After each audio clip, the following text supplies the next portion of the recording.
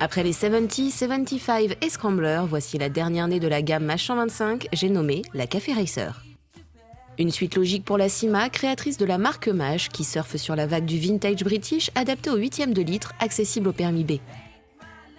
La Mach Café Racer reprend la base de la 75 avec quelques différences par rapport à la plus simple 70.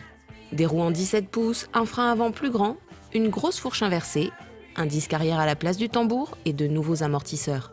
Spécificité du Café Racer, un guidon façon bracelet, des commandes reculées, un pause-style mégaphone peint en noir mat, des disques de frein perforés et une selle monoplace avec capot de selle. La selle peut se changer en piochant dans la liste des accessoires en option.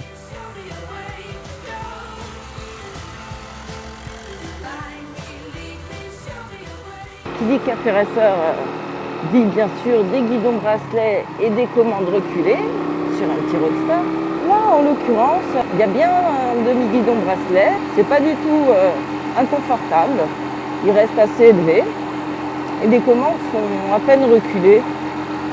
Donc la moto reste hyper accessible et pas du tout exclusive. En revanche, c'est la selle qui, ma foi, est assez fine et qui met un peu votre fessier à rude épreuve au bout de plusieurs dizaines de kilomètres. Côté confort, les suspensions font plutôt bien leur boulot, suspensions qui sont par ailleurs aussi assez rigoureuses pour vous emmener à bon rythme sur les petites routes.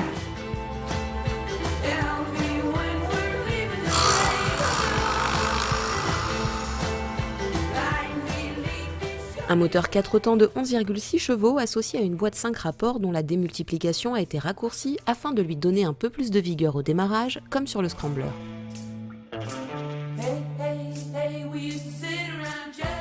Donc ce Café Racer reprend le petit monocylindre des autres modèles Mach, suffisamment puissant pour vous emmener à 100 km/h environ compteur. Bon, notre modèle décèle avec très peu de kilomètres au compteur, donc on a eu un petit peu de mal à les atteindre, mais on sait qu'elle peut les faire. Ce moteur se révèle plutôt agréable à bas et mi-régime, il n'aime pas trop monter haut dans les tours, où il commence à vibrer très sérieusement. Mais sur petite route, voilà, entre 50 et 80 km/h, c'est très agréable. La boîte est assez douce, on a de temps en temps un petit peu de mal à trouver le point mort, mais rien de rédhibitoire.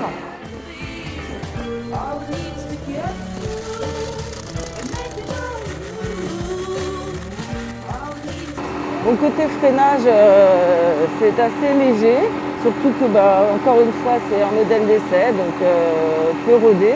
Ça reste tout à fait satisfaisant pour arrêter cette petite machine hyper légère.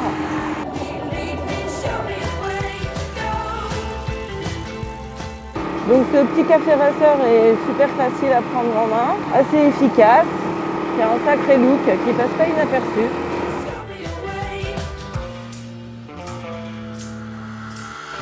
Au compteur, rien de nouveau, ni aux commandes au guidon. Totalisateur et trip à rouleau, vitesse en km/h et miles hour, un indicateur de rapport engagé peu lisible au soleil, de même que les témoins de clignotant. L'allumage des feux reste manuel, comme le passage en réserve et le starter, et l'on se passe de tout élément superflu à main gauche comme à main droite. Les aspects pratiques sont eux aussi réduits au minimum. On pourra ôter le capot de selle pour déposer un petit sac, et des poignées passagers sont prévues sur les côtés pour ceux qui décideront de sacrifier au look en changeant pour un élément biplace. Le passager reçoit des repose-pieds caoutchoutés repliables à l'instar de ceux du pilote.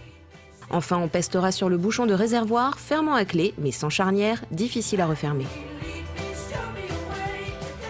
Facile et amusante, cette Mach Café Racer en donne encore plus côté look que ses cousines, ce qu'elle fait payer par un tarif un peu plus élevé. Mais 2 180 € pour le Racing Spirit accessible au permis B, cela reste raisonnable.